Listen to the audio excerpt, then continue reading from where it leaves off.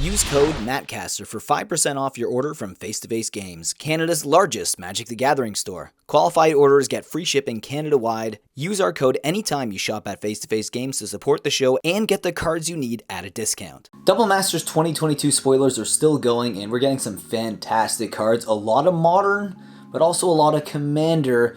Feels kind of like an overpowered version of Iconic Masters. So far, we are getting a lot of stuff that I'm very happy to see. Now, let's get started with these spoilers. First, with a more of a modern card, I guess, would be Gifts Ungiven. Now, that card was first printed in Champions of Kamigawa. It's a great card for Storm decks in Modern, and it's actually a decent inclusion. Not an expensive card, but I think it's a good card, especially if you're trying to build Modern decks for the cheap. Lightning Bolt's the next card that is on the list that was spoiled. Great card. It was just printed though in Boulders Gate. There's a lot of cards actually that you'll see that are like that. It was just reprinted in Boulders Gate or a set just before that, and then it's reprinted again, Double Masters 2022. It feels like when they came up with both of these sets, even though that they're actually put out at the same time, like the same month or month apart, they're probably developed at very different times, because it is odd that you see that. It's like Lightning Bolt, Boulders Gate as a common, and now we're getting it as an uncommon in Double Masters 2022. Glimpse the Unthinkable is a great mill card. We're getting that. It's about a $7 card right now. The last printing of it in a smaller set was actually in the guild kits for Guilds of Ravnica, but before that it was printed in Iconic Masters, so it's like a $7 card. It's probably going to go down to about 3 or 4 right now after this, even though it is a desirable card in Modern mill decks, but it's not always included in Modern mill decks, so nonetheless, I think it's good for Commander at least. Thrumming Stone is the next card on our list. Its most recent printing was on the list, but its actual original printing was Cold Snap, and that's really the only version that we got, because even the one that is on the list, it's using the Cold Snap frame and the artwork and everything else like that with the set symbol. It's a great card. You can use that card to go through all your Shadowborn Apostles to cast your demons, and same things like Persistent Petitioners, any card with the same name, you know.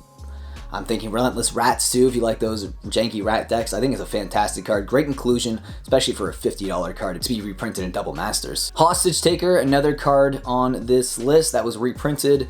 It's a card that was printed originally, I believe, in Rivals of Ixalan. Not a very expensive card, but at one point in Standard, that card was crazy expensive. Most expensive card in the set.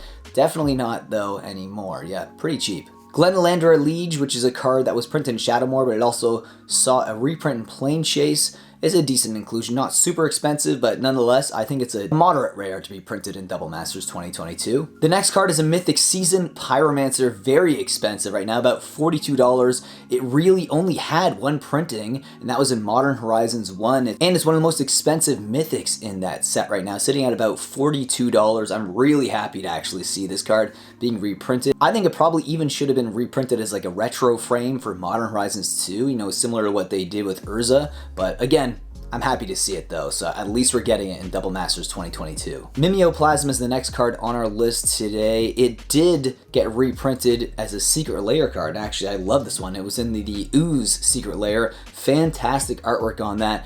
Obviously, they're not going to be able to reprint this exact card, but I think that it's good that they reprinted the card nonetheless, but I think I'll still use this card. It just looks better. Cedris the Traitor King is the next card on our list for spoilers, and it's not a super expensive card, about $10 right now, but I actually think it's still a decent inclusion, and it's actually from Shards of Alara. That was the original printing, and we are getting a lot of cards from Shards of Alara, it looks like, especially the Shadowmoor block, and that seems to be a big theme for this set.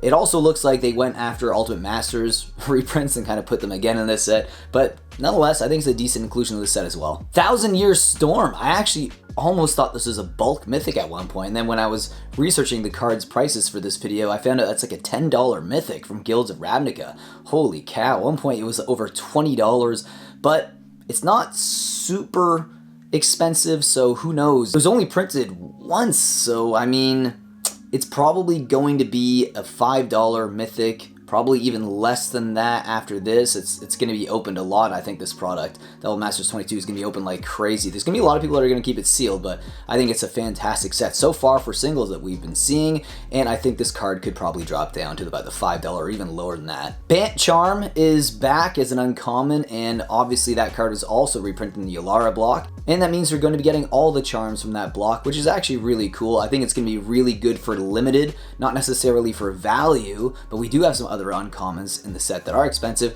that actually were spoiled a few days ago. I'm not really bringing it up too much in the video, but stuff like Path to Exile, which is obviously a fantastic uncommon. And we've got michaeus, yeah, not the expensive one from Dark Avacyn.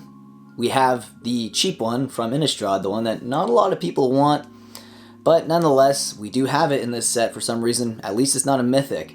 It's rare. But it was a mythic recently in Boulders Gate, so that's another card like Lightning Bolt that I was like, wow, okay. So we're getting that card in Double Masters, which was printed a month after Boulders Gate, but nonetheless, okay. I guess that's going to be a bulk rare for now, or yeah.